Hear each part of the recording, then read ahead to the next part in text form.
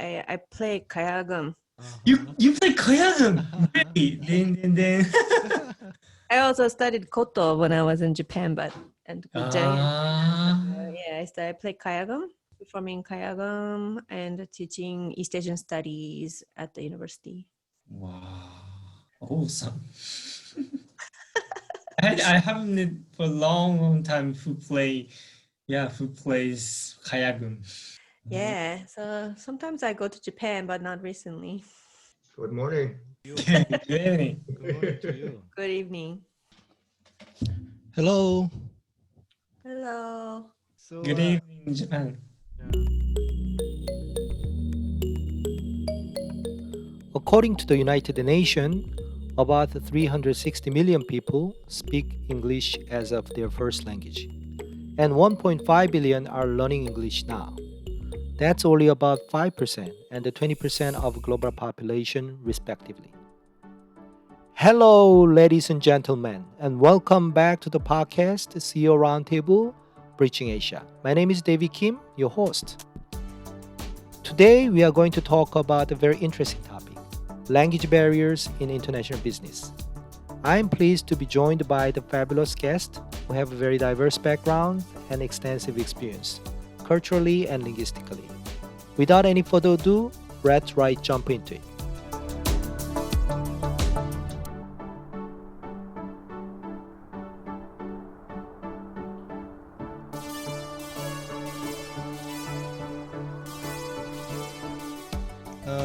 Jocelyn Clark from now living working in Seoul, and Yamashita Tejan, right? Yeah, Yamashita Keishin, based in the Osaka, right? Yes. Yeah. Japanese of Korean origin, and Giang is now staying in the Boston. Boston. Yeah, Boston. So really good morning, huh? Yeah. Good morning Yeah. Must be good morning. and American, but they have Vietnamese background. Abe, I guess 100% Japanese, right? 100%. Based in Tokyo. So, Right. To start off, why don't you introduce a little bit about the interesting part of yourself and your background, focusing on the multilingual and cross-cultural experience in the business? Abe, do you want to start first? Hi, everyone.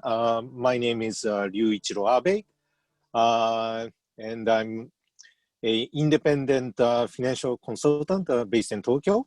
I work for a Japanese bank and U.S. Finance company. And I worked in several countries, including Japan, U.S., and Australia. I'm currently working on projects in the U.K.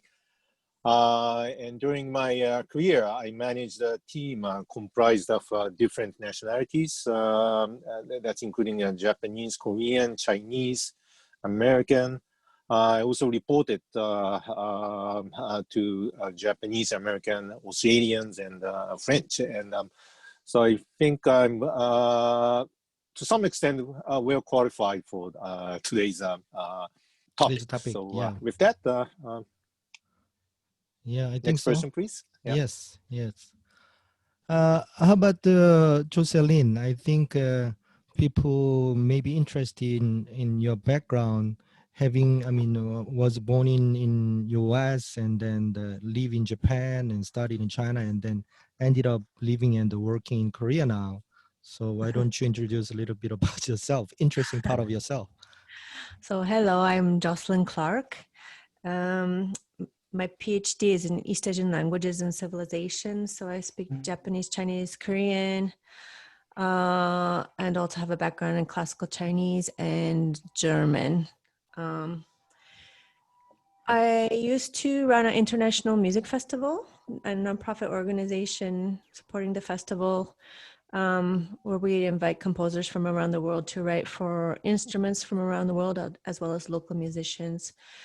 And now I'm teaching East Asian studies in Korean to Korean students at Ph.D. University in Daejeon. And I do a lot of translation work, especially with pre-modern texts dealing with kugak, with traditional music in East Asia. yeah, that's my basic basic background. Yes, thank you. How about Giang Lam? Hi, my name is Giang. I was born in Vietnam and I grew up in the US. I guess a little bit opposite from Jocelyn. And I went to school in the US, mostly West-based. And about 10 years ago, I started looking back east. So went back to Vietnam.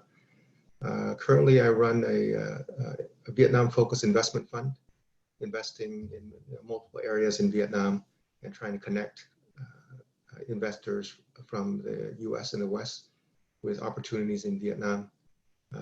Outside of the US and Vietnam, I've had experience working in Canada and China and Taiwan, and seen a lot of, I guess, interesting things now that I've been going back to the East from an American perspective anyways, and happy to join the talk.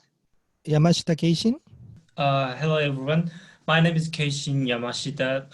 I was born and grew up in Japan, but I am of Korean descent, the fourth generation. In my school age, I completely educated in Japanese, but when I was in my uni, the uni was kind of unique, and then I met a lot of friends who were from studying abroad, like China, Korea, and other Southeast Asian countries.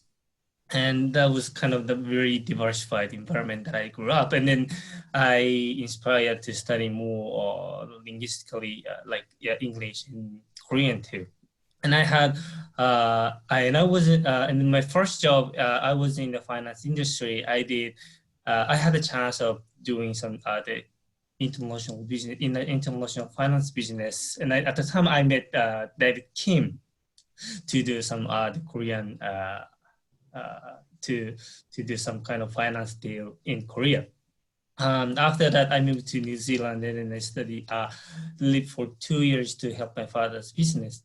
And I was also educated in the US to take my master's degree and then come back to Japan. And now I'm doing wine business. I'm importing New Zealand wine and then distributing them in Japan. That's me. Yeah. I saw that you post a lot of things, wine stuff in the Facebook. So they, are they producing wine using the grapes in Japan? Yes, they do. So they have wine grapes. Yes. But actually, the very special, not international grape varieties. I think you haven't heard of the Koshu or the Muscatelle A, which are really only grown in Japan. Because in Korea, we don't have wine grapes. So some winery, wine manufacturer, they make a Korean wine, but using the table grapes. So very, very fruity wine. Okay. So that's why I asked that question. Okay, thank you very much for the introduction. And let's go over to topics, questions. First question is, I remember the chairman and CEO of Rakuten, Hiroshi Mikitani, and announced the so-called Englishnization of Rakuten many years ago. And it grabbed huge attention in the global society, requiring all the employees use English only. And in 2 years from the beginning of that initiative. How did it work? Was it successful? I'm quite curious because Samsung did a similar initiative like 1990 something, but they failed and discontinued because huge resistance and very difficult for people employed to have a communication. Maybe I think we have two Japanese, so either Abe, Yamashita, or both. You'd like to address this topic? Yeah, I could take that. This is Ryuichiro Abe, and because I happen to know Mr. Mikitani personally, so this Mr. Mikitani actually was a former banker, and he founded Rakuten back in the 90s. And after that, he grew the company into one of the largest domestic web-based e-commerce platform. But the majority of his, I think, profit comes from finance business, which he has a background. So unlike Amazon, Rakuten is a big player in the financial sector. In fact, it has a bank, a securities company, it even has a life insurance company. So and a credit card company. So anyway, Rakuten is not the first company to kind of force all the employees to use English as the common corporate language, if I may. Another large, well-known company called Fast Retailing. It's in the fast fashion business under the brand name of Uniqlo. That company actually did the same thing more than 10 years ago. So Rakuten is not the first company, but I think it was well publicized in many, financial papers and maybe general newspapers, maybe, and at that time they were quite aggressive on the kind of marketing that they were doing this, but. However, no news has come out from that during the last few years, or maybe the 2 years. And it seems to me that they are facing difficulties, such as as Soo-yeon explained, and with similar reason as in Samsung. So a company based in Japan with the majority of the business in Japan and the majority of the employees Japanese. Using English as a language speaker internally is quite odd, right? Even working for a U.S. company, if you were based in Japan and you had all Japanese employees, the communication, even email, was in Japanese. So a global company doesn't actually do that. So I think. This effort was much, welcomed by many people, but I think for the employees it wasn't that popular, and I don't think it actually catched on. So in my view, these kind of initiatives are good for kind of marketing purpose, but not exactly so for a practical purpose, because any employee that is already engaged in global business or international business would be speaking English anyway. So it's not efficient to force all the employees to use English for their communication. In fact, it could become very inefficient and damaging to the business, right? Because you can't communicate the subtle nuances and. Personally, I'm a little bit against it. Now, officially, the company has announced that, so this is just my suspicion. And in general, I think it would not work, as we have seen. I never heard that this kind of efforts has succeeded. And now, if you think of the companies like Toyota or Sony or those kind of companies that are globally well known, they don't do that. So I'm curious to understand why they actually started to do this. But again, these companies which employs these kind of initiatives still owned by the founder, run by the founder. So it's up to the founder to make these kind of decisions. So whether or not it's successful or makes sense or not. So that's my take on the situation. Soo-yeon? Yes, thank you. So, Giang, today, I mean, in Vietnam, local company who want to grow the business working with international investor or partner, do they have a similar, needs or the movement initiative to, deal with the English communication? Yeah, I think this is a very interesting question, especially with respect to Vietnam, because Vietnam is much earlier, I guess, compared to Korea or Japan or Taiwan. So we see a smaller scale company trying to compete locally as well as regionally. So I wouldn't say globally yet. I think one of the interesting things about Vietnam is that it's got cultural issues that it's trying to address domestically. as well as trying to fit into the global picture. So at the same time, the entrepreneurs, the business owners are dealing with how to grow the business with a younger generation. And Vietnam, just to bring everybody up to speed, is a country of 90 million people where half the population is under 30. So very, very young people where the culture is completely different than it was before. And I would say more people understand and know about Donald Trump in the US than they do about their own prime minister in Vietnam. Yeah. Yeah. And so that their needs are to grow, and they're trying to find different ways to grow by connecting with foreign customers and foreign partners for many different things. And I think one of the issues is how does management work with the younger generations, and how does younger generation contribute when they're also trying to find a way to fit in. So I think the question of language is interesting, but it's all in Vietnam is also a question of culture. Yes. And Vietnam's very Confucianist.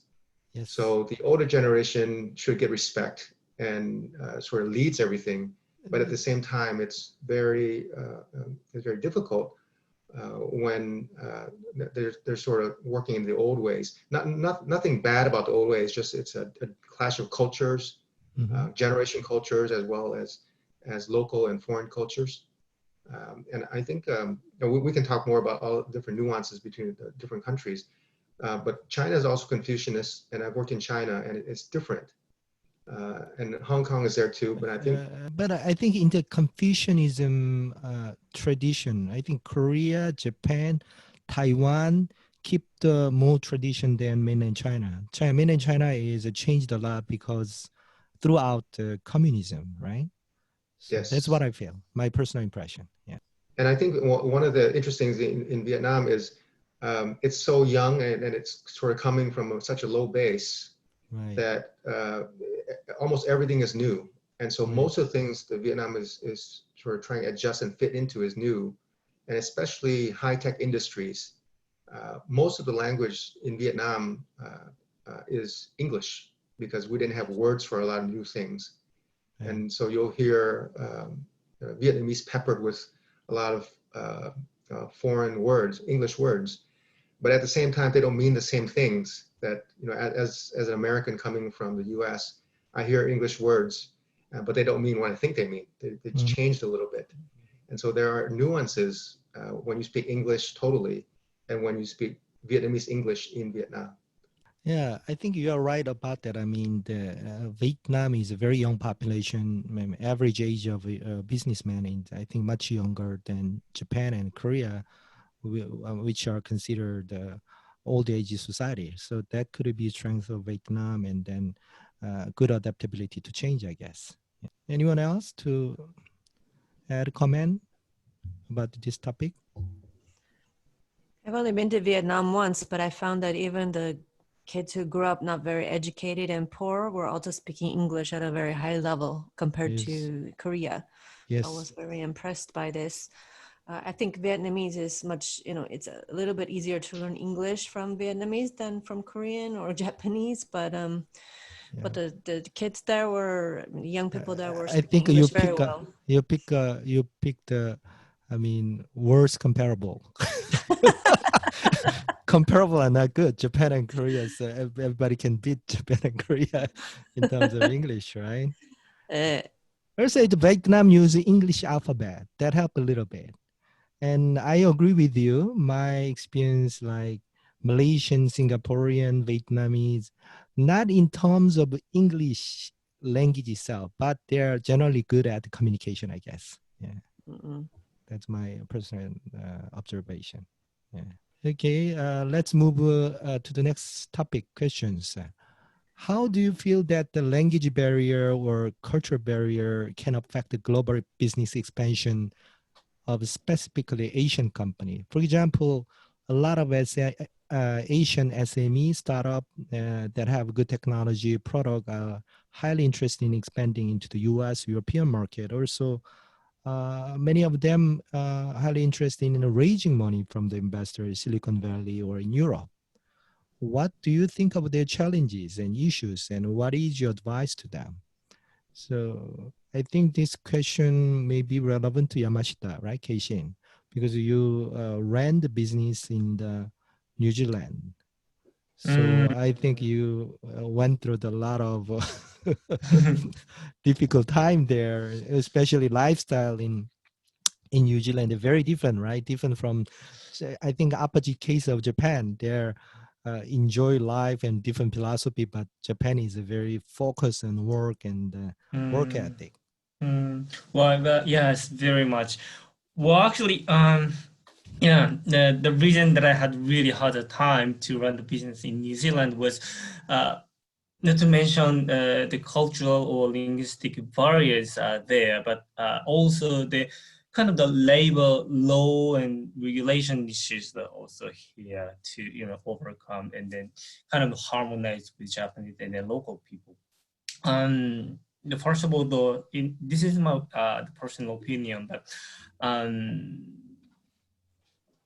to say so. Well, actually, when I was in the US, the New Zealand, I did kind of the food business, and then we had to set up the new factory and then set up the kiosk shop and then produce some food products and then distribute them.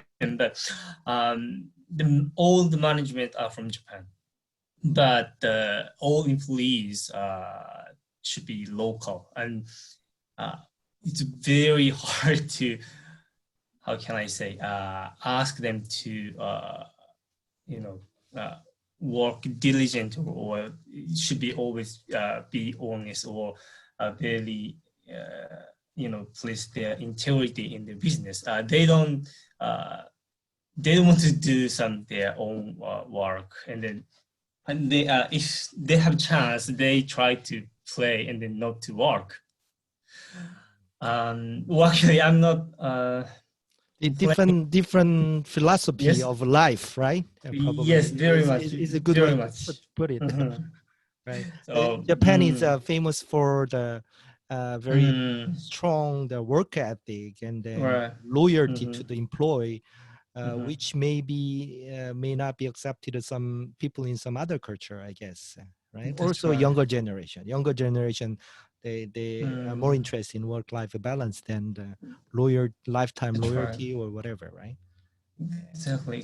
So even though I speak really even though I speak really the nice English or fluent English, and I try to communicate quite deeply, but it kind of really hard to overcome the all issues in this kind of the mindset in in terms of business. That's where I felt, and then also as I said, the law and regulation issues, because the New Zealand law, or not only New Zealand but also Australia, and those two countries are kind of very much protecting the employees, not the employers. That's my own experience. So, so my takeaways is that before starting any business, we need to plan a lot. We need to kind of do all the simulation work and then plan very hard, and then maybe hire good lawyers and then create a very heavy employment agreement or something like that. Yeah, I liked your answer. Plan everything upfront, right? Many cases, most of business men or business owners start new business or expand into the overseas market based on the very basic assumption, right? And then just to start business, but they encounter a lot of difficulty day-to-day operation. So as you said, language or culture, way of thinking are all different. So need to prepare for that challenging issue on the way, I think. Yeah. Yes, correct. I think so too. Thank you for your to sharing your experience, Jiang. Because you study, work, live in US. So what is your observation? I mean, the Korean, especially Korean Japanese company, we have a very large global company, but have a manufacturing base in US. also SMEs and high-tech companies startup, they are interested in the raising money in the US compared to those expectation. I don't think we see a lot of interaction and real transaction investment happening between the two continents. So what is your opinion? Why I mean, those Asian company with the same or better technology and then reach out to the investor in Silicon Valley, and then why do you think they are not that successful in raising the money or the expanding into the market? Yeah, this is a very, very good issue to discuss. Yes. This is a question that I've been asking for years. Right. But recently, it's been very prominent with COVID, and more companies are trying to raise money to deal with COVID. And it's clear that U.S. companies in Silicon Valley have the highest valuations and the most fanfare. Right. There's no official scientific research behind this, but my thinking is that it's a sort of mindset and a cultural issue again. I started thinking about this probably about 15 years ago, about the way that Asian businesses work within Asia and outside Asia. And I think the predominant mindset, and this is my own personal feeling, the predominant mindset of Asians is more conservative. And even if you take baseball, for example, it's a great sport in Japan, but Japanese tend to go for the base hits, whereas in the US, we go for the home runs. So related to the business, I think we try to grow more slowly, and we're more conservative. We meaning Asians. I'm seeing more of that now. When I talk to Asian companies, and I've worked in Hong Kong before, and Hong Kong is very Western, but still, I would say, Asian mindset. People try to set up a situation where they can go a little bit and then reassess. Whereas entrepreneurs in the U.S. try to go for a longer distance, and if they fail, then they do it again. So recently, with the COVID situation and companies trying to raise money to contribute to the COVID effort, just like you said, I'm seeing companies from Korea, which has a very good biotech ecosystem. Yes. And for the same product, for the same opportunities, those companies are valued less than similar companies in the U.S. And as I dug into it, I saw that, there are two sides to it. There's the buyer and the seller, so the investor and the entrepreneur. And I see that the entrepreneurs are asking for less in Asia, in Korea, than they are in the U.S. And I think it might be because, at first I thought it might be because they're valuing their company less because they don't see the same opportunity as companies in the U.S. But then I realized they're actually taking smaller steps. So they're raising less money, they're valued less, but they're raising money more often. Right. So sort of relate that back to baseball, they're going for the base hits. So they would have maybe 2 fundraising cycles per year. Whereas in the US, I see companies would raise money once for 2 years. So more money, more valuations, and they could pivot, they could change in the interim, but they go for the bigger money in the raise and also in the milestones. And I think, I think there's a system that works in Asia and in Korea, and there's a system that works here. And probably the end point is the same, but what I'm seeing, there are smaller steps and reassessments along the way in Korea and in Hong Kong. Now, sort of bring it back to Vietnam a little bit. Vietnam's sort of completely new to everything. And so I'm seeing a little bit of Asian style and also American style, because we never had venture capital in Vietnam. We never had fundraising. It was always how much money you have in your own pocket to start your own businesses. And as venture capital came to Vietnam, the Vietnamese version of venture capital is the US version of venture capital. And so it's imported. It's raising money for 2 years or 5 years. and I'm trying to do a lot more with my money in the a short period of time, and then maybe I'll fail. And I think there's sort of different understandings of entrepreneurship and raising capital in Vietnam and Korea and even Hong Kong. In Asia, right. And Asia in general. So I think Right. sort of use the word Asia is it's such a big space to break it down to Korea or Hong Kong or Vietnam is more interesting. Now, even within Vietnam, there's Hanoi and there's Ho Chi Minh City, and we see very big differences between entrepreneurs in Ho Chi Minh City and Hanoi as well. I agree. Yeah, so very more like a two different country, right? It's almost two different countries. Right. And I would say, so because Vietnam is so young, I would say that those two different countries are France and the U.S. Right. So Hanoi is more French and Ho Chi Minh City is more U.S. Right. As we're seeing more investment into Vietnam, the biggest investor in Vietnam right now is Korea. It used to be Japan, and before that was China. So we can sort of see the shift from sort of Chinese-led investments affecting the mindset of Vietnamese entrepreneurs to Japanese and then now Korean. But sort of having said all that, the American influence is so big because the Japanese and Korean investments are direct investments into factories, whereas American investments or venture capital investments are into entrepreneurs and companies that are going for massive growth. So that's interesting to sort of witness such a dynamic environment where people are not just growing financially and in the different industries, but also culturally as well.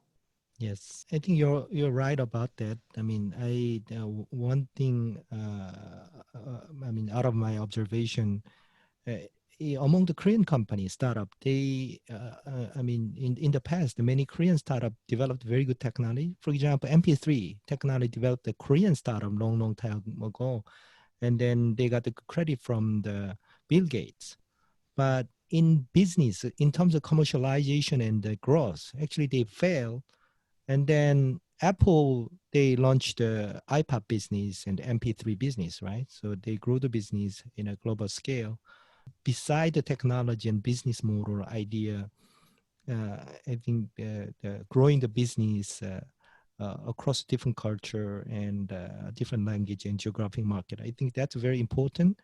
But that's the area Asian company need to improve, I guess. Yeah, I think one of the things is sort of the understanding of Asia by foreigners coming to Asia. And I think also by foreigners, I mean Westerners, but then also there's foreign countries in Asia coming to work in, for example, China is such a gold mine of different things you can do.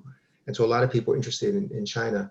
And we've seen different efforts by Koreans and Japanese and Taiwanese into China and even in Hong Kong. I would say if you take Hong Kong, which has a Chinese background, and Taiwan, which has a Chinese background as well, they've had different experiences in China. Mm-hmm. So the influence of Hong Kong in the Pearl River Delta into China versus Taiwan in the Fujian area.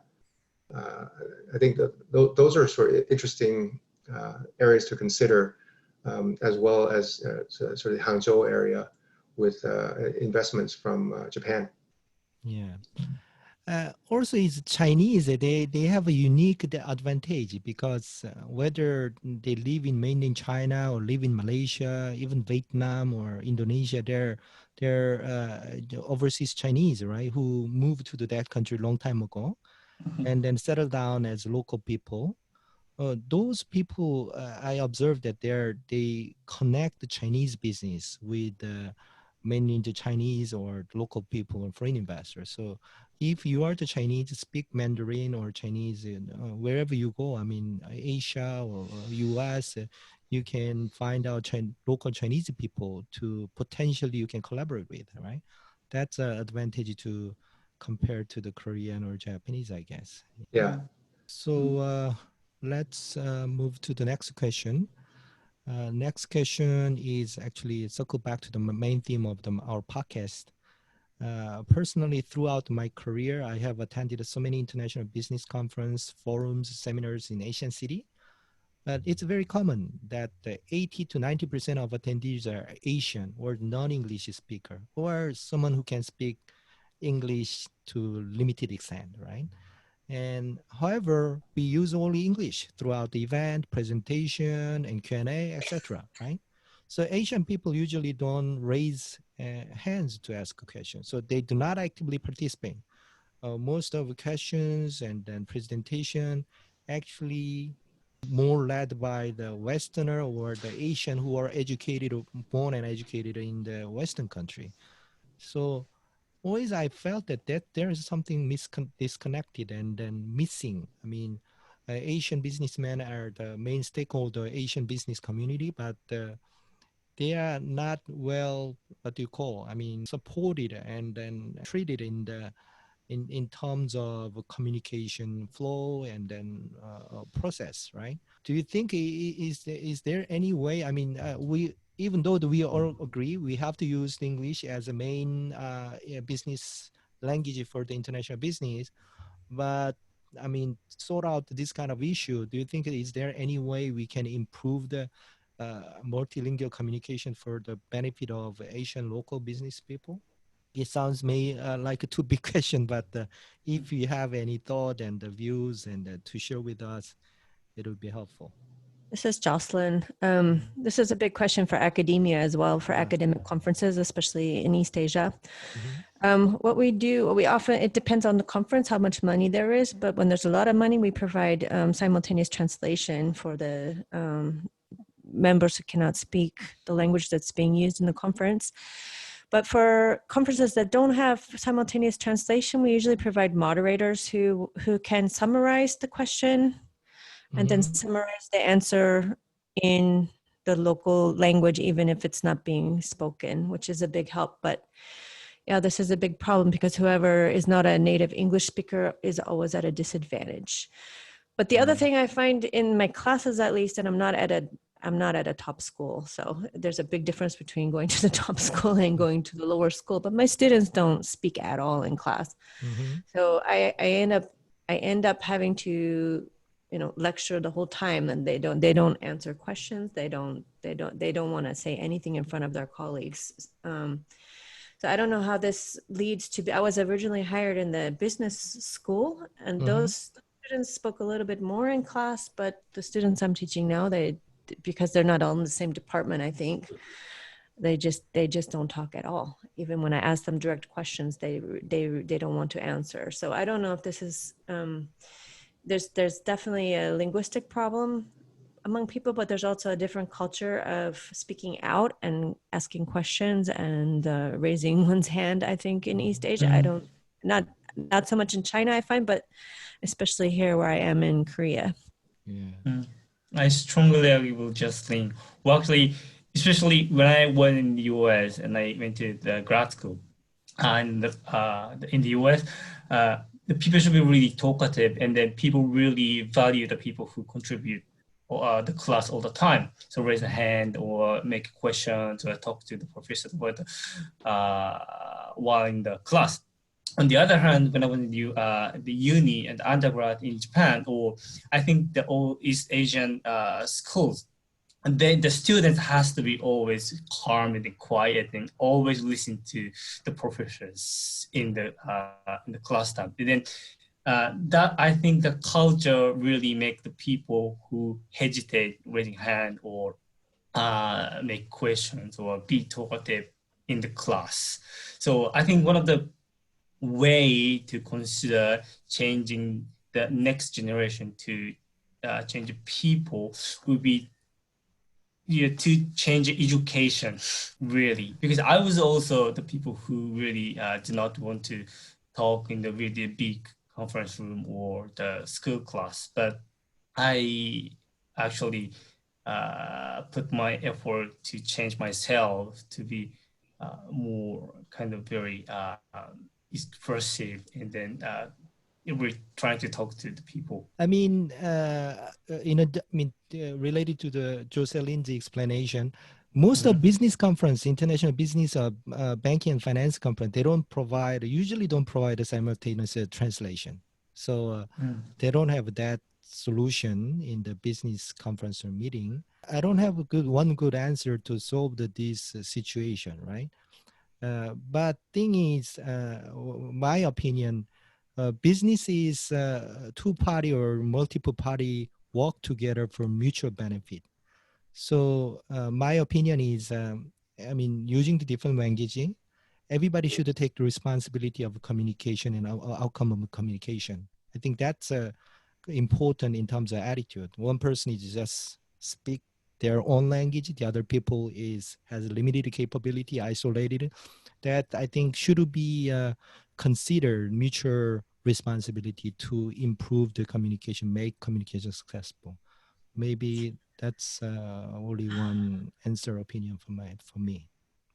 I mean, language has to do with power. So I think if China becomes a big center over time, maybe this is going to shift to Chinese and not English, just like it was once French. And let's see, but it has to do with power, and because it has to do with power, it also has to, it's also laden with questions of racism and all these sort of other questions that come up between countries. And I think right now with English being an American English, in Korea at least, being sort of the center, I think it can lead to, racism in business. And I think that can be a real problem. It's true. Language is a culture and power structure, everything embedded in language, right? Yeah. I think an interesting thing to consider, we're talking about conferences in English where Asian attendees might be at a disadvantage. But maybe another way to look at it is, what if you have a business meeting in Chinese or Korean or Japanese or Vietnamese, and you have Westerners there, Americans there, for example? How active would those Americans be? Turn the tables. And in my experience, the Americans who speak English and don't speak Chinese, for example, they would be more active in that Chinese language meeting than a Chinese person in an English meeting. That's true. That's true. It's a cultural difference. Yes, I agree. Okay. And I think one of the factors is also the content. So if we're talking about technology or new innovations, English is probably the most convenient language to use. It might be that the American or the English speaker feels comfortable because he knows the subject matter and he knows what he wants to do with it. He's not afraid to sort of embarrass himself, I guess, in the other language. There's so many movies of Americans speaking bad Chinese or bad Korean, and they're still very high grossing movies. So and I watch those movies. I laugh at them all the time. It's so terrible. It's so bad. I know that Hollywood movie, they have a Korean character. They are supposed to speak Korean language, but when I heard that, it has nothing to do with the Korean sometimes, right? They pretended to speak Korean, but which is not Korean.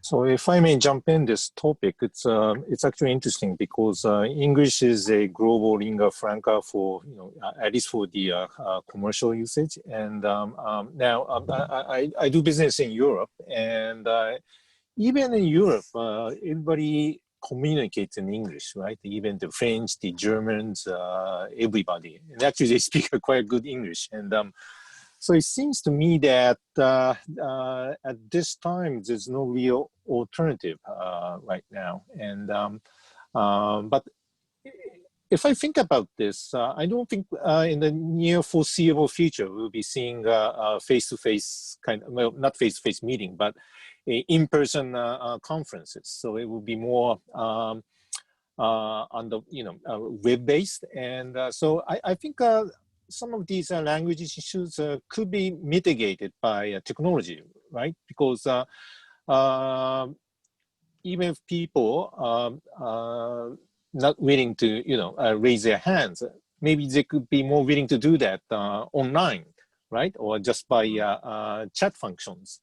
So I think the situation could change, as we getting speak. better. The right? situation is getting better now. Yeah, well, I don't know if it's getting better or worse, but I think it will change because, as we speak, everybody is thinking of how can we actually do a alternative type of a conference, right?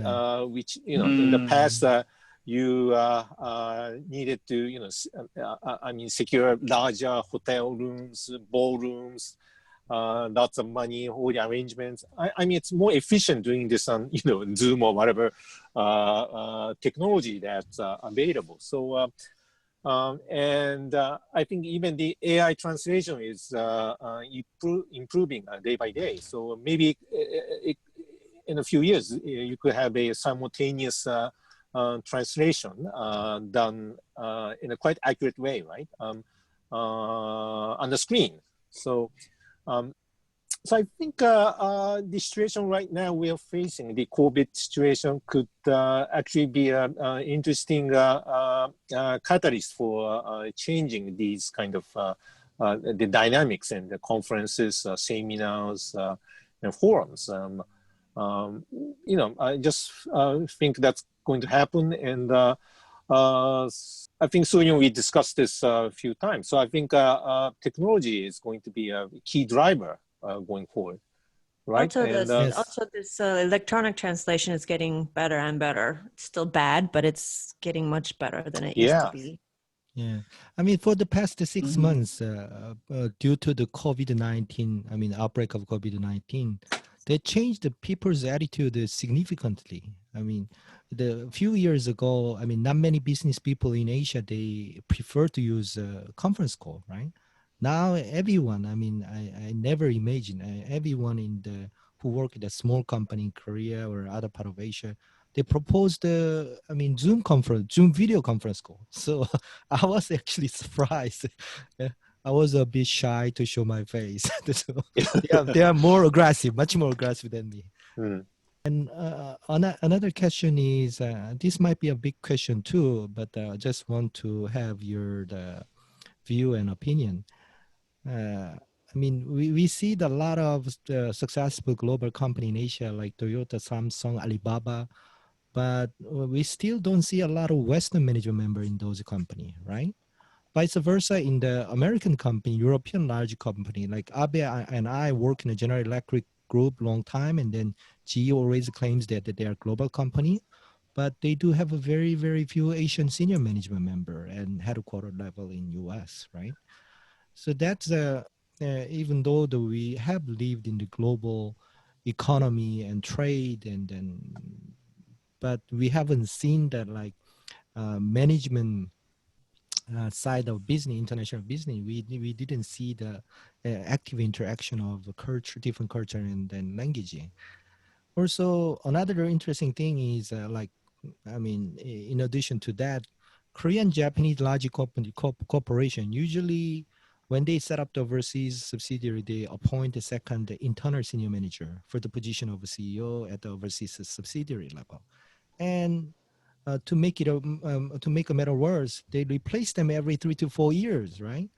So I always think that the new guy from headquarters, he doesn't know the local language, local culture, doesn't have any local network, and he was about to learn something in 3 years, but he need to go back to the headquarters. So I always think that that's not a right system to manage the overseas subsidiary in many ways, right?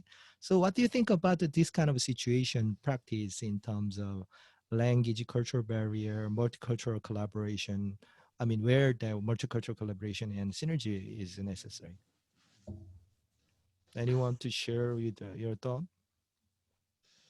Well, I guess you mentioned about Toyota, but if you kind of replace that with Nissan, I think the dynamics will change significantly. I see. Right? Because, there's been a few top management posts run by non-Japanese in case of Nissan. Okay. Of course, the top guy used to be Carlos Ghosn. Now, the issue with that is more of a personalities than cultural. But nevertheless, I think in drastic situations, right? I mean, in situations that needs drastic solutions,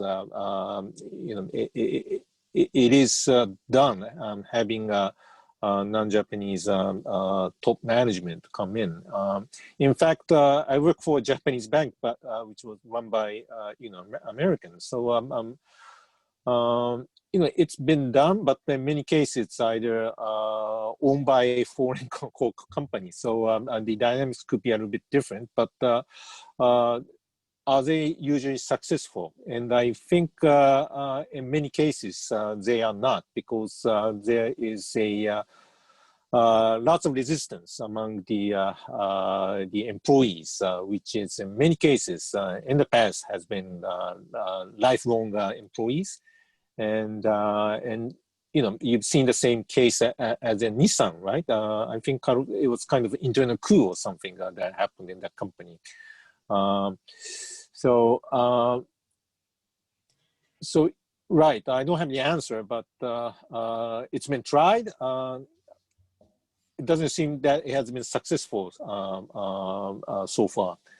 Now, on your second point about rotating seconded employees to overseas posts, I think that practice is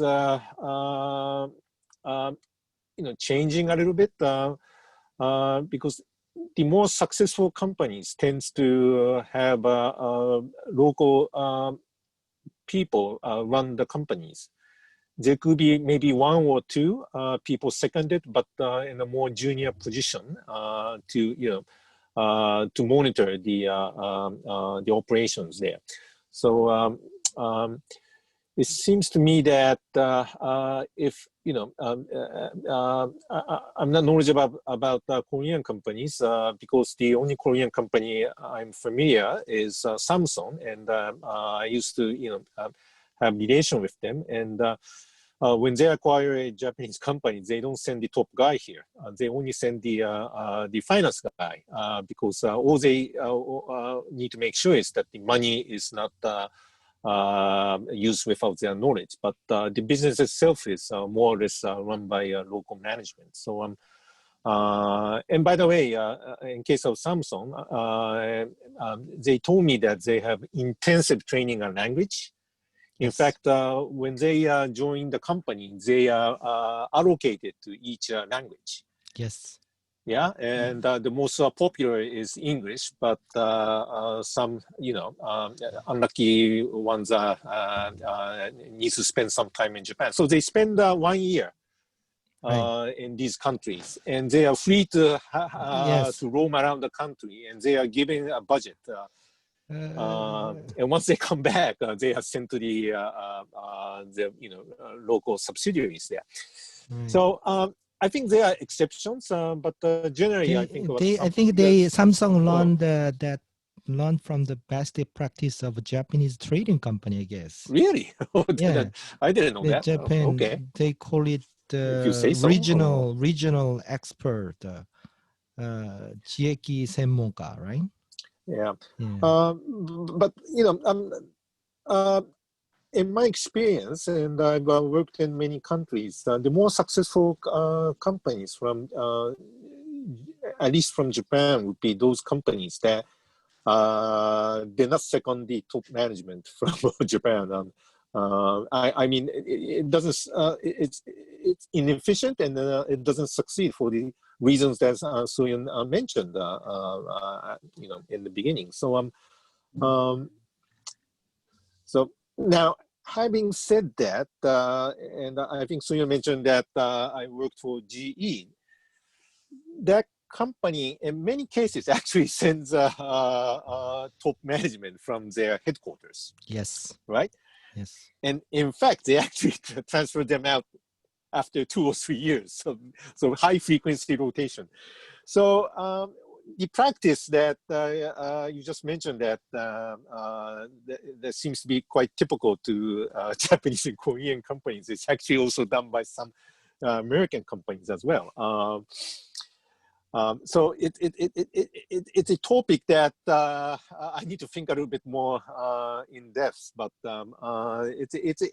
it's interesting. But personally, I still think that having recruiting the right people, hiring the right people, identifying the right people in the country is a more sure way to ensure that you succeed in that business. Now, I think I'm talking about more mature businesses. It could be different for startups or new businesses, or even in some emerging countries. But generally, for a company based in Japan or Korea to go out into the US or European countries, it could be better done with local management.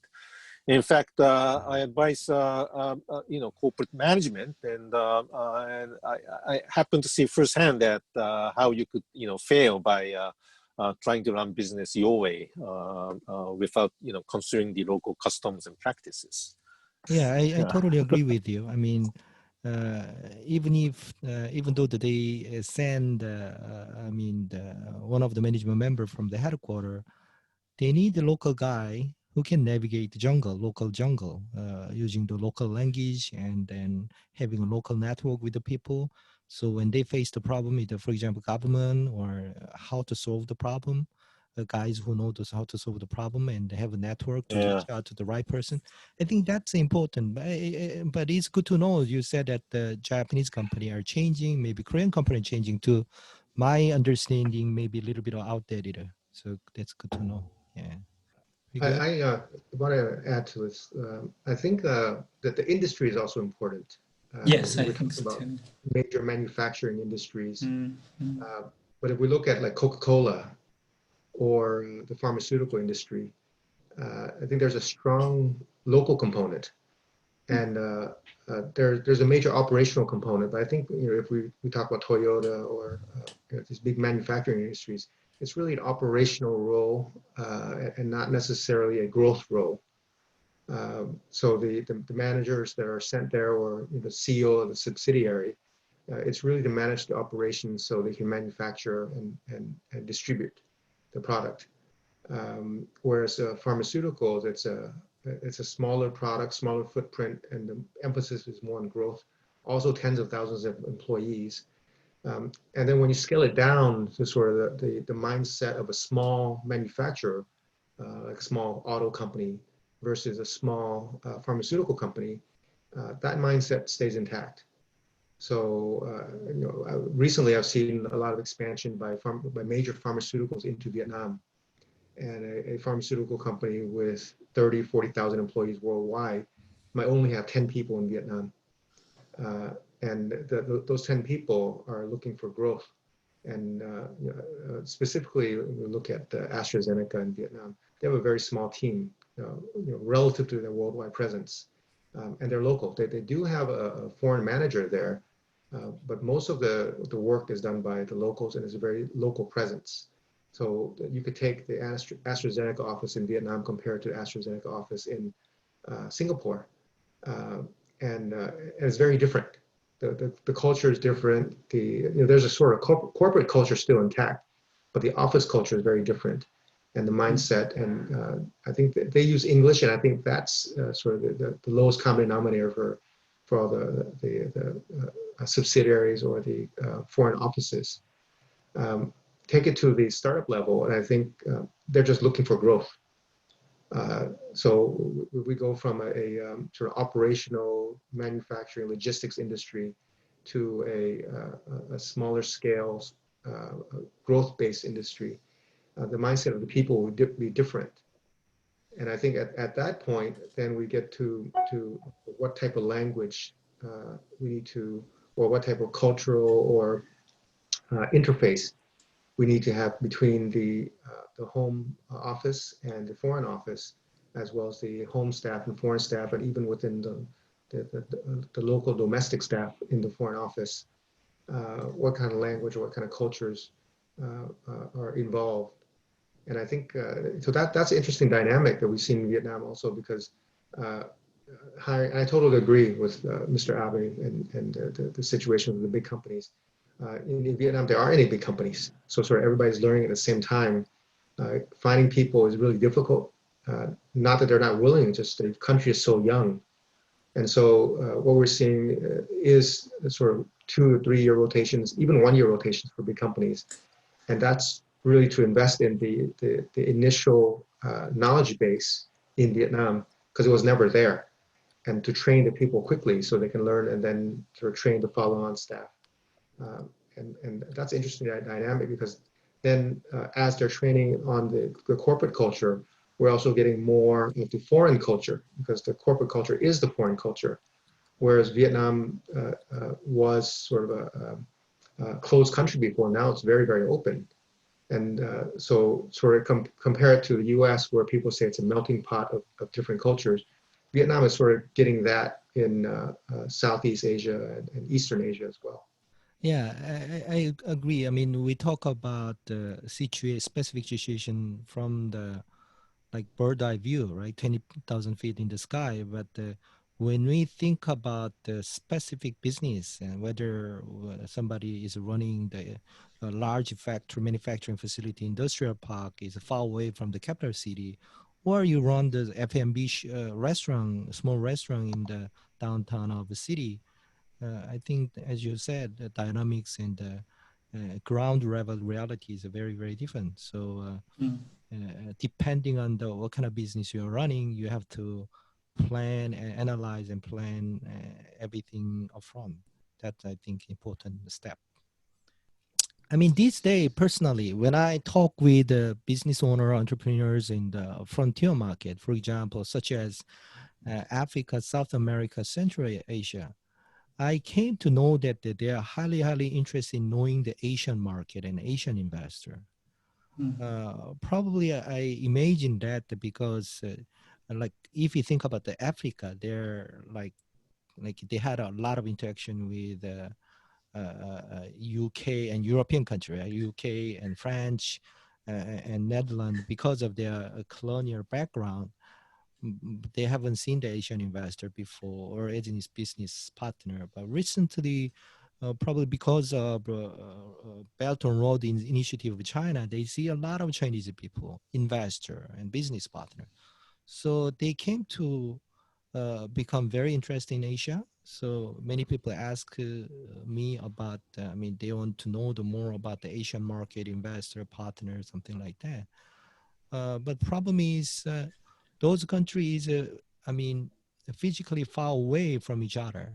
And then also they use all different languages, and then lack of understanding of each other. I mean, huge. Some Korean made a joke. I mean, if walk on the street in the South America or the Africa, and then everybody called him Chinese, right? So he said, "I'm not a Chinese." So that was a joke. So, I mean, do you have any advice? I mean, a way to improve the interaction, cooperation between those frontier market and Asian investor, including, I mean, large economy in Asia. But I have a lot of African students here. Mm-hmm. And they have, they're also not having a good time in Asia. That's, I have to say.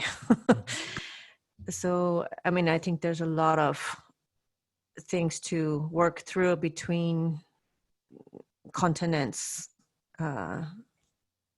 before we can talk about very successful business relationships. I don't know, I'm not in business, but watching how the African students are treated here. In Korea. And in Korea, but also I was in Nanjing University when the race riots were going on in China. And every time I'm working with African and African American students here, even African American student. African American students have less trouble, but still more trouble than any white students. So right. this is a real problem. And, you know, of course, the problem goes both ways, but there's a lot to bridge. Yeah, I understand. I understand what you mean. That Asia is, I mean, we have different kind of racism, right? Very strong racism. Maybe it is serious in Korea too. Yeah. Yeah, I think that I'd like to add to that a little bit. Going back to Vietnam, where there was sort of not a lot there to start with, so people sort of don't understand very much about Vietnam, and people in Vietnam don't understand that much about the outside world. There are actually a lot of Africans in Vietnam as well, and they're actually doing extremely well. The business people, at least, that's what I see. And I think the successes I've seen is because they've invested in marketing.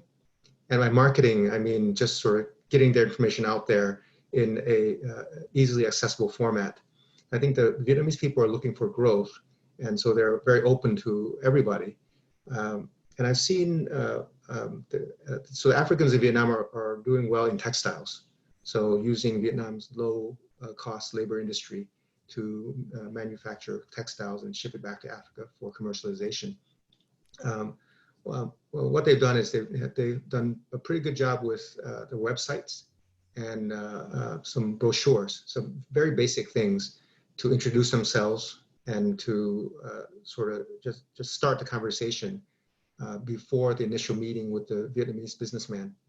And I think that the Vietnamese people are interested, they just don't know where to start. So the African businesses that I've seen do well have been proactive in introducing themselves. And sort of this maybe goes back to the initial question about culture and languages. I think the Vietnamese don't know where to start. So when an African partner comes and says, here's who I am, here's what I'm looking to do, can we talk? So the Vietnamese takes this brochure, goes over the website, he can study it, and that's the initial point for discussion. And I think that's done pretty well. So that's at the smaller level. At the larger level, so like a big international company coming to Vietnam, they'll have a really fancy website and a lot of collateral that people can study. Those companies tend to do better. The smaller companies, even with better technology, they take much more time because they don't have their introduction documents in order. So and sort of this, what I said before, I think the Vietnamese people are so young that they're sort of trying to look for things to study and learn. And so they actually know more about Donald Trump than their own prime minister because the American marketing machine is just so strong. And I think that works for anybody who's trying to find a way to get into Asia. It's just basic marketing. I have seen that a lot of interaction between the Vietnam and Africa. In fact, I met with a lot of Vietnamese local people who are engaged in trading. They said that they're exporting to the Africa, importing from Africa. That was quite interesting to me. Yeah. Yeah, Vietnam. I would say this is interesting because Vietnam is very open. Mm-hmm. So Vietnam does a lot of trade with Africa, South America, a lot of emerging markets, because economically at their same level of growth. Now, what I just said about Africans being proactive and introducing themselves and marketing themselves, Vietnam is not that proactive. And it might be the Asian culture. I mean, they're very open and they do a lot of trade. But when they go to Africa, when they go to South America, it's through a local contact. So they don't invest in the marketing as much as the relationship. Mm-hmm. So once they have a relationship, they'll nurture a relationship and they'll build that relationship, but it's not a generalized effort to introduce the company and the vision and what they want to do as a business. Yeah. It's more so the Asian style about the individuals and building the individual connections. Right. Yeah. Interesting. Yeah. Actually, can I just ask something? I mean, it seems like our panel here is not just speakers who speak English, but it seems like everybody understands the culture. And I listen to people speak, and you might as well be Americans because the understanding of the culture and the language through the communication is wonderful. It's very deep. So I mean, among us, you're talking about the conversation. Yeah, among us.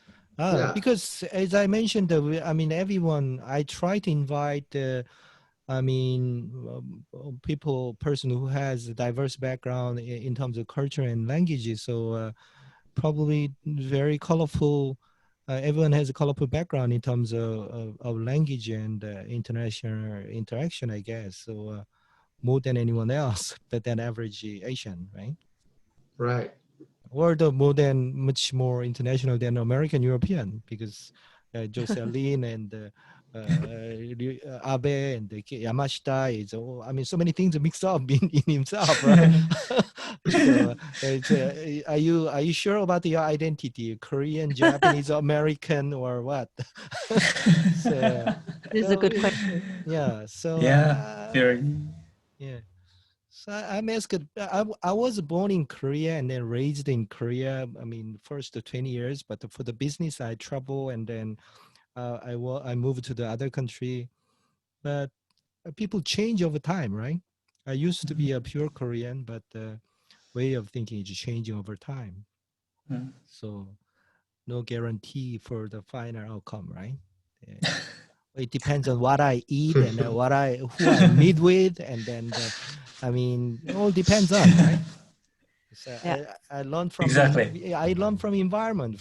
People think that they go to school, get the knowledge, they think they can change themselves. But what I believe personally, I mean, your friend, your environment surrounding change you. So That's right. that's what they are. So Yeah. I think we have today is a very fabulous, fantastic guest and people, and an interesting communication, because you have all colorful background, I guess. Yeah. Okay.